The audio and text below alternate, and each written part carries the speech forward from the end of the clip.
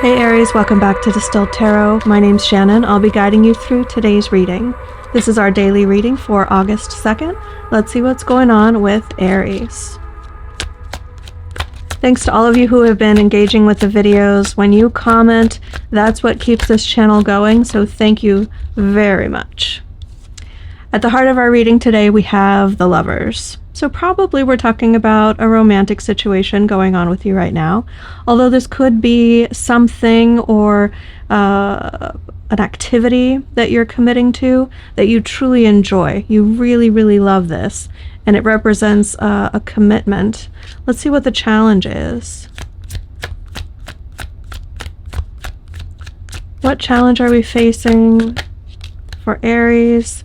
The desire to fool around, the inability to remain constant, not being satisfied with just one thing. The Knight of Wands in reverse says that variety is the spice of life and it's difficult to settle down. Now this could be for you or for the person that you're trying to form a bond with.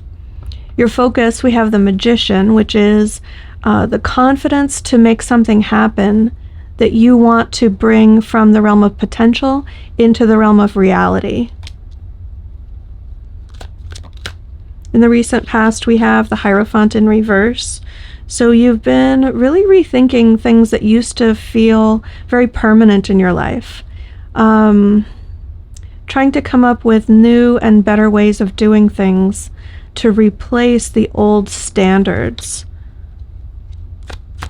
If we're talking about the context of relationships for you, then the Hierophant in reverse can represent a lack of desire for marriage, or a conversation may have taken place where you came to the realization that marriage was not on the table in this relationship.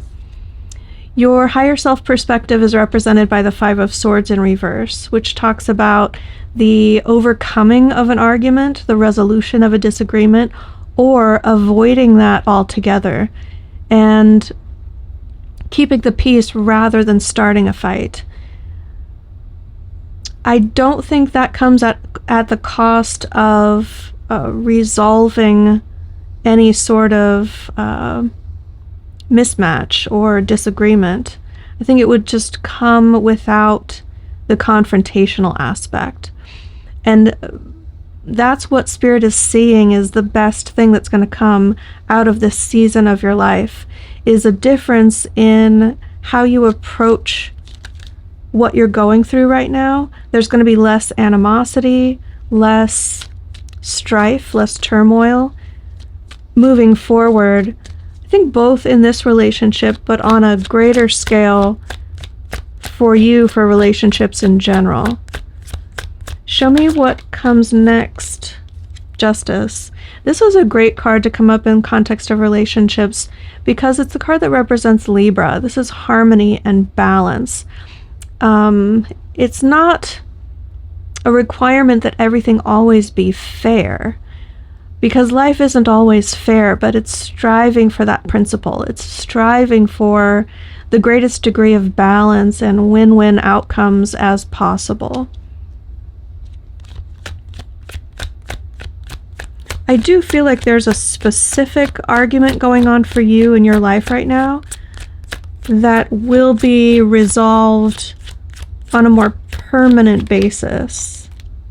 It's not something that you'll continue coming back to rehash over and over again once you get through this chapter of your life. Your surprise energy is represented by the Ace of Wands in reverse, and this talks about the lack of desire. I think this connects to overcoming the challenge here, because the Knight of Wands in reverse has that cavalier, I need to have fun in the moment and pursue whatever is igniting my passion in the moment.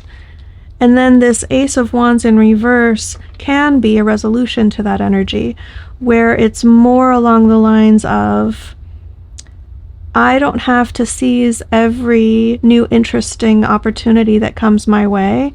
I'm going to be more judicious about which ones I go after and which ones I let pass me by. Just because it's interesting, just because I'm fired up about it, doesn't mean I need to dedicate my time and attention to pursuing it. Show me hopes and fears. What are we hopeful for? What are we afraid of? The Sun in reverse. Well, you feel like if you don't pursue the opportunities that pop up for you, they might stop coming.